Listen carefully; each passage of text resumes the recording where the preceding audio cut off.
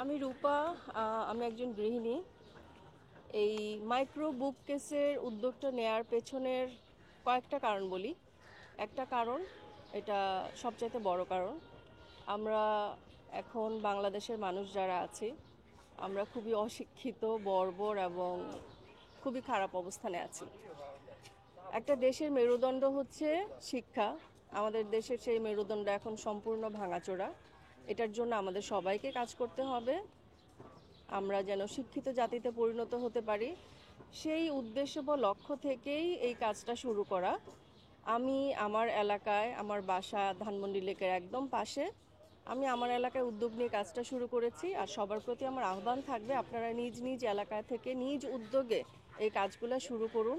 সবাই নিজের নিজের জায়গা থেকে যদি আমরা একটু করেও চেষ্টা করি, আমি মনে করি অনেক বড় ধরনের কোনো পরিবর্তন আসবে। অন্য কেউ করে দিয়ে যাবে এই আশায় বসে থাকলে কোনো ধরনের কোনো চেঞ্জ আসবে না। ধানমন্ডি লেকে এ পর্যন্ত আমি 15টা মাইক্রো বুককেস বইসহ সেট করেছি। আজকে আরও 9টা সেট করব এবং পরবর্তীতে আরও 5টা সেট করব। এটার পরে আমি স্টপ হয়ে যাব, কারণ আমার বুককেসগুলো আমি এটা দুদিনের জন্য করিনি। আমার ইচ্ছে আছে একদম বছরের পর বছর এগুলো টিকবে, অন্তত আমার মৃত্যুর আগ পর্যন্ত এটার দেখাশোনা করার দায়িত্ব সম্পূর্ণ আমার। আমি অলমোস্ট সপ্তাহে 2 দিন হলেও প্রত্যেকটা বুককেস দেখে যাই, ভেতরের বইগুলো চেক করি। যেমন গতকাল রাত 11টায় আমি এসে এই 15টা বুককেস চেক করেছি, সবগুলো দেখেছি। তো সবার প্রতি আমার আহ্বান থাকবে, প্লিজ সবাই নিজের নিজের এলাকায় এই উদ্যোগ নিয়ে কাজটা করুন।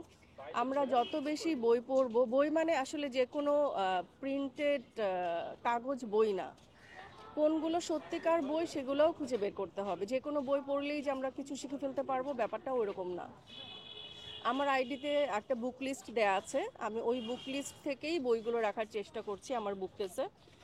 তো এমন ধরনের বইগুলো পড়তে হবে যেগুলো পড়ে আমরা কিছু শিখতে পারবো, আমরা ম্যাচিউরড হতে পারবো, সভ্য হতে পারবো, বর্বরতা কমবে আমাদের এবং আমরা সহনশীল হতে পারবো। এখন যেটা হচ্ছে বাংলাদেশে, খুব অল্প কিছুতেই আমরা খুব রিয়াক্ট করছি। আমাদের সহনশীলতা অনেক কমে গেছে, ধৈর্য কমে গেছে এবং আমাদের মধ্যে ভদ্রতা বোধ বলতে কিচ্ছু নাই। ভদ্র হতে হবে। যতদিন পর্যন্ত আমরা ভদ্র এবং শিক্ষিত না হব, আমাদের দেশে সমস্যা কমবে না। আমরা যতই শিক্ষিত হতে থাকবো, আমাদের দেশের সব সমস্যা ততই কমতে থাকবে। শুধু একমাত্র এটা সরকারেরই কাজ, ব্যাপারটা কিন্তু সেরকম না। আমরা যারা পুরো দেশের জনগণ, আমাদের সবার নিজ নিজ জায়গা থেকে অনেক দায়িত্ব আছে। আমরা সেই দায়িত্বগুলো যদি পালন করি, সাথে সরকারও সব কিছু ঠিকঠাক মতো করে, তাহলেই না দেশে পরিবর্তন আসবে। একা সরকারও যেমন পারবে না, আবার একা আমরা শুধু জনগণ চেষ্টা করলেও হবে না। সবাইকে মিলেঝিলেই চেষ্টা করবে। তবে সর্বপ্রথম পদক্ষেপ হতে হবে, আমাদেরকে শিক্ষিত হওয়া লাগবে। শিক্ষিত হব, আমাদের প্রবলেম কমতে থাকবে।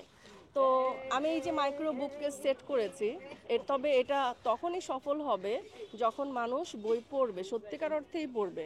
শুধু দেখলো, ছবি তুললো, এগুলোতে কাজ হবে না। বই পড়তে হবে। আর কিছু জানতে হলে পড়ার ছাড়া উপায় নাই, এটা করতেই হবে। আমি প্রথমে একটা বুককেস দিয়ে শুরু করেছিলাম, যেখানে আমার খুব প্রিয় একজন লেখক মহিউদ্দিন মোহাম্মদ, ওনার 5টা বই দিয়ে আমি স্টার্ট করি।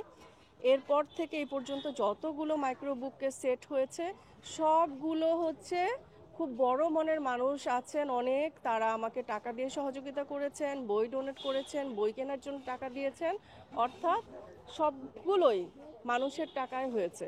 এই যে আমি শুরু করেছি বলেই তো মানুষ টাকা ডোনেট করছে, বই ডোনেট করছে। আপনারাও আপনাদের এলাকায় উদ্যোগটা নেন।